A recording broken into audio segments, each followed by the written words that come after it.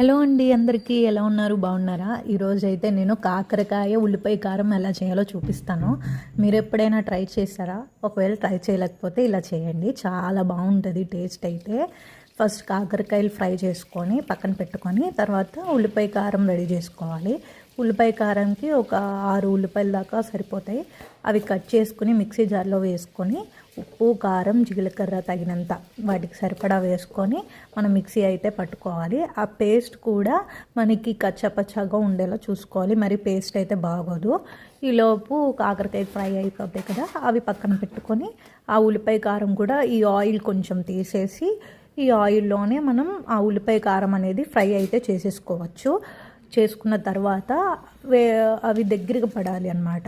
ఆ ఉల్లిపాయ కారం అనేది, ఆ ఉల్లిపాయ కారం బాగా దగ్గర పడిన తర్వాత ఈ 2-3 డేస్ అయితే ఉల్లిపాయ కారం అయితే ఉంటుంది. మనం కాకరకాయలో స్టఫింగ్ అయితే చేసుకుంటాం కదా, అదైతే 1 డే అంతే. సో అది మనం ఫ్రై చేసేసుకొని అదే ఆయిల్లో మనం ఫ్రై చేసేసుకోవచ్చు.